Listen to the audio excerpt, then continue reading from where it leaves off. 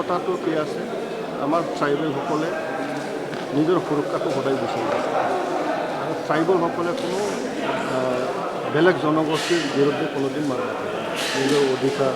নিজৰ কলা সংস্কৃতি নিজৰ ভাষা ৰক্ষণাবেক্ষণৰ কাৰণে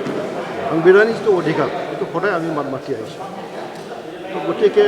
ক'ৰবাৰ নাই ক'ৰবাৰ নিজৰ যদি সাংবিধানিক অধিকাৰ কোনোবা যদি কৰিব আহে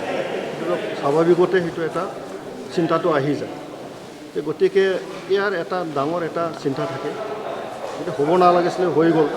কিন্তু মই প্ৰথমে সকলোকে পক্ষকে মই অনুৰোধ জনাম যে শান্তি সম্প্ৰীতি আমি বজাই ৰাখিব লাগিব আৰু যিখিনি সমস্যা হৈছে সমাধান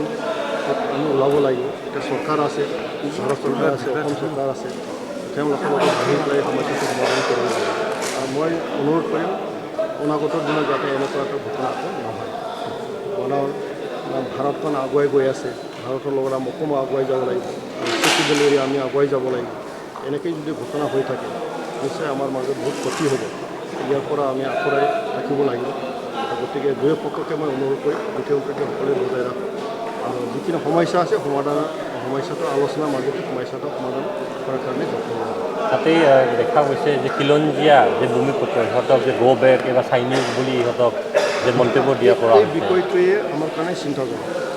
এই বিষয়টোৱে আমাৰ কাৰণে চিন্তাজনক এতিয়া সেইকাৰণে মই কৈছোঁ কাৰ্বি আংলং হ'ল 6 শিডিউলৰ অন্তৰ্গত এটা ব্যৱস্থা 6 শিডিউল মানে কি সুকীয়াকৈ ট্ৰাইবেলসকলৰ কাৰণে ৰক্ষণাবেক্ষণ মূল 6 শিডিউলৰ মূল উদ্দেশ্যটো হ'ল ইয়াত বসবাস কৰা ট্ৰাইবেলসকলক তেওঁলোকৰ কলা সংস্কৃতি ভাষা মাটি ভূমি ৰক্ষণাবেক্ষণ দিয়াৰ এটা ব্যৱস্থা তো গতিকে ইয়াৰ এটা আৱেগিক জড়িত হৈ আছে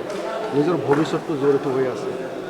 গতিকে নিজৰ ভূমিত কোনোবা আহি পেলাই যদি এনেকৈ যদি ব্যৱহাৰ যদি কৰা হয় অট'মেটিকেলি সেইটো পৰিৱেশটো সৃষ্টি হ'বই সেইটো হ'ব নালাগিছিল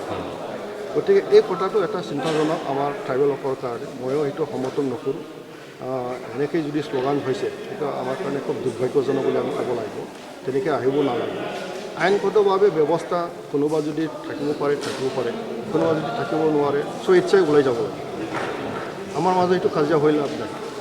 গতিকে মূল কথাটো আমাৰ কাৰ্বি আংলং ট্ৰাইবেলসকলে নিজৰ অধিকাৰৰ কাৰণে মাত মাতি আছে গতিকে মই প্ৰথমে অনুৰোধ কৰিম চৰকাৰক অসম চৰকাৰক ভাৰত চৰকাৰক মই অনুৰোধ কৰিম যে মানে তাৎক্ষণিকভাৱে সকলো পক্ষত আলোচনা কৰি পেলাই সমস্যাটো সমাধান মীমাংসা কৰি দিব